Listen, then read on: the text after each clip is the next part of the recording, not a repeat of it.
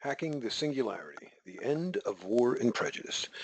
Welcome, I'm Larry Greenblatt, and in my series of, continuing my series of Hacking the Singularity, I want to approach why we have war and why I think it's no longer a genetic imperative. I think there was a time when we were supposed to compete for limited resources. I think as super intelligence is upon us, it will discover that there are enough resources to go around and more that we discover every day.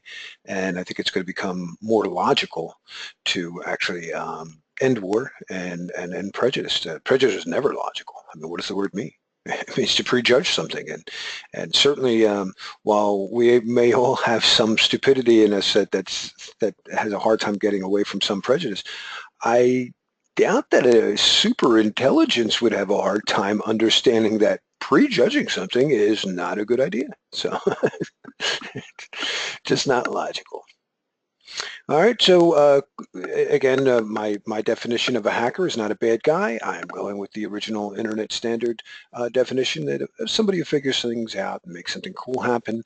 And cool can seem subjective. You might find a joke funny that somebody else didn't, but to me, overall, it's the golden rule. What do unto others if you would have others do unto you. And in scientific terms, I think Buckminster Fuller said that very well. His design goal was that when the scientist leaves behind an artifact, it should advantage all without disadvantaging any. And I say this in the beginning of all my talks here, and I just like to expand a little bit more as why I think this is a genetic imperative, not just a nice guy thing, but something that is sustainable.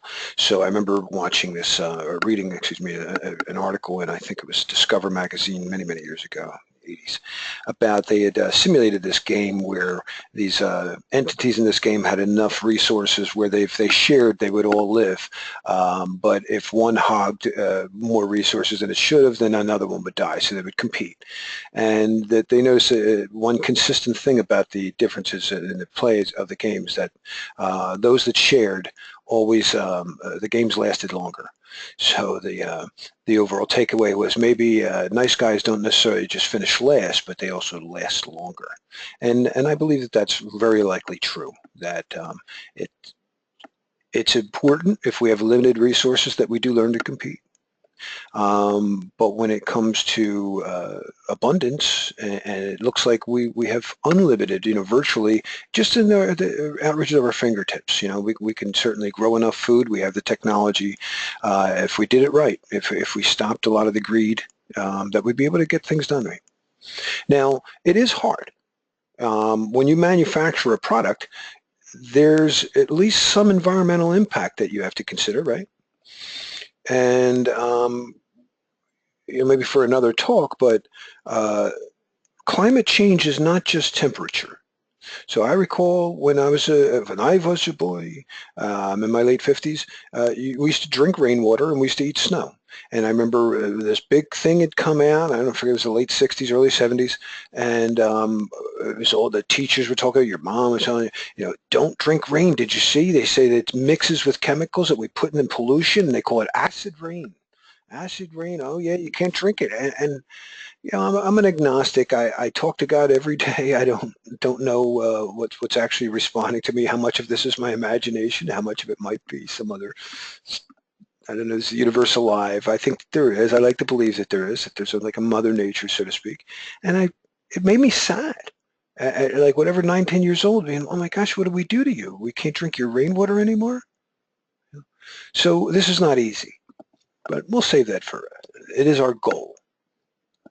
Now, if you're new to the Singularity, I recommend you take a look at some of the work by Ray Kurzweil and Singularity University. Great stuff, and build on the concept of exponential growth. Moore's law about processing speed, doubling every year or every 2 years. It is slowing down. We think it's going to end by 2020-ish, but there'll be other things. We keep developing new technologies, and the bottom line is computers are getting really smart. And some people estimate that they will reach human intelligence by 2023, 2029, maybe. And what will that do? We'll want to build a smarter one, right? And then a smarter one can build a better computer than we ever could, and that one could build and eventually, very quickly, very quickly, once we reach human level intelligence, it will then jump beyond human level intelligence very, very quickly. So get ready. You know, this genie's out of the bottle too. For those who feel that there are both utopians, so to speak, and dystopians that say we've either got to not do this, you know, because they're going to take over and it's going to be like the Terminator, or there's more, but no, we got to do it, but we got to put in some controls. And I argue it's too late. It's out, guys. I work in computer security and botnets. You do some botnet research. They've been doing AIs. AIs are out. You know, I just got off the phone with an insurance company, artificial intelligence. I was talking with it for a little bit there. You know, as long as I'm patient with it, did a pretty good job. And they're getting better. And like I said, botnets, if you're involved in malware and trying to stamp this out, you know, those of you who think we can just unplug the computers, talk to anybody trying to shut down a botnet.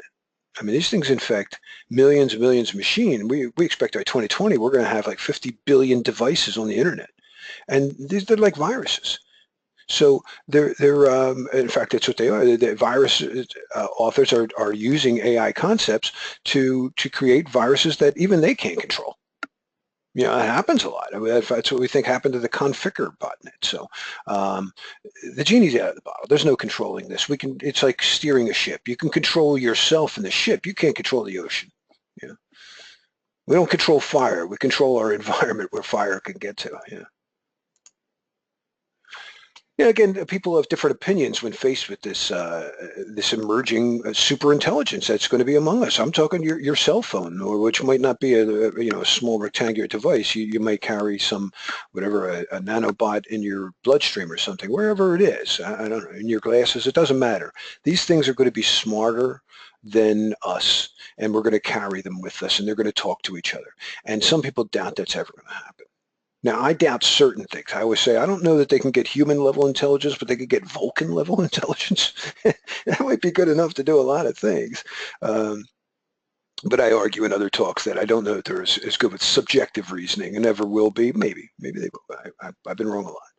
They're the utopians, the guys like Ray Kurzweil that look at all of the problems that we have on Earth, all of the problems that face us today, and they're super problems, whether it's climate change or terrorism or nuclear war. These are big, big problems. You know, to me, it's more like it's a genetic imperative that we do build these things, because if not, we're not going to solve these problems by ourselves.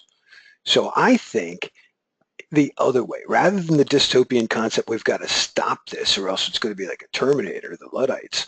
I go the other way, no, we have to complete this because otherwise we'll never solve these very difficult problems.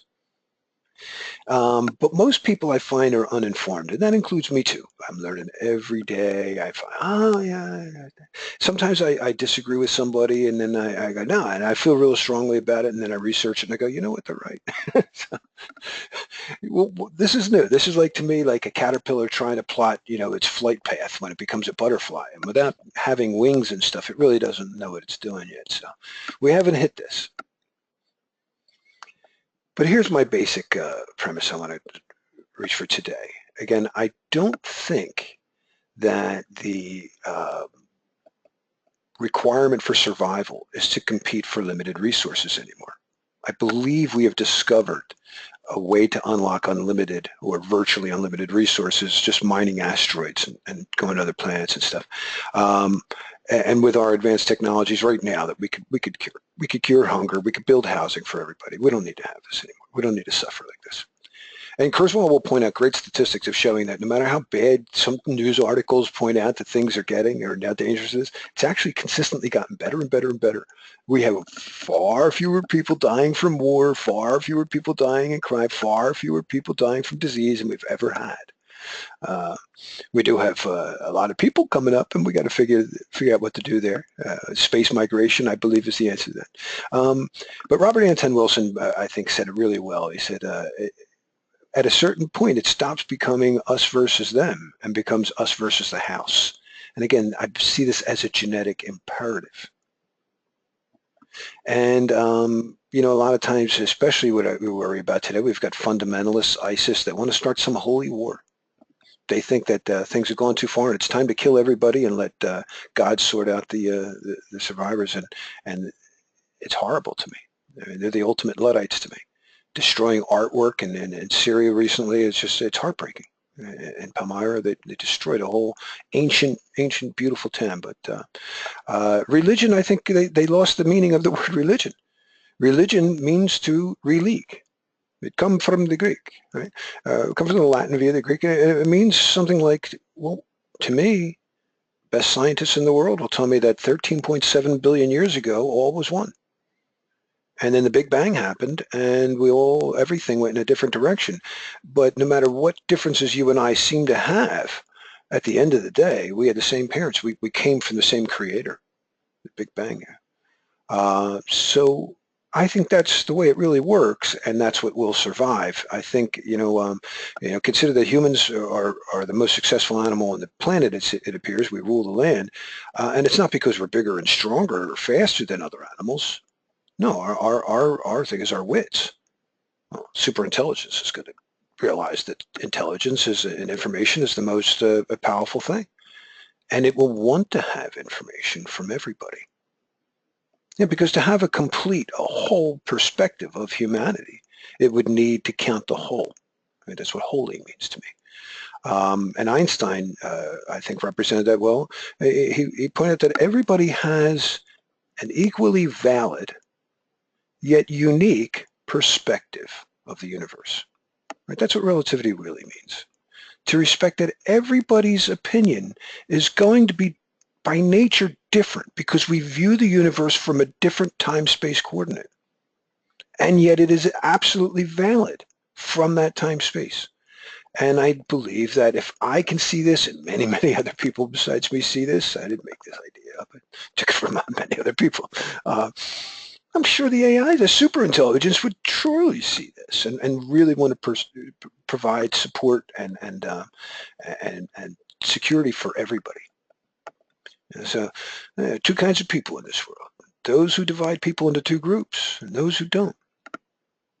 And I think that the smarter way is to include everybody, to have a whole, to be holy. And I think that's going to happen with the superintelligence. So I think, short term, I don't expect everybody's going to, ISIS, for example, is not going to accept this answer. There's some fundamentalists, I don't know, ISIS isn't a person, it's an ideology. But I don't think I'm going to have an easy time convincing many ISIS members that this is true. But I think more and more people, I know children today, they're a lot different. I have children on cell phones, and they have friends that they've made around the world, and they don't care, where they come from, and what religion or whatever. What they care is, was that meme funny to them? Was that a cute kitty on that video, And they laugh together, and they share the same things, and they seem to respect each other a lot better than a lot of their parents and grandparents. Why would a superintelligence consider prejudice as a solution when the word prejudice literally means, according to dictionary.com, to have a preconceived opinion that is not based on reason or actual experience? This will happen with AIs. I'm not saying we're not going to have problems. Just like Uber canceled right now, it's 2007 at the end of March here, and they had canceled, put on hold the self-driving vehicles because the AIs did cause problems, and I expect problems. But overall, risk management practices, I said, they're going to realize that this is wrong and fix it in the next release, so to speak. So it's just not logical. And closing up here, I thank everybody for listening if you made it this far, but I'm an agnostic, I say, a scientific agnostic. I have a Spock brain and a Kirk brain, and what the Spock brain can prove, he's going to stick with what scientific proof, but he can't measure everything. Whatever he can measure, he can speak matter-of-factly about. And one of my greatest favorite things is said by Einstein when regarding quantum theory, that he had a difficult time accepting that life overall, the universe, is just some random event, that there had to be meaning to it.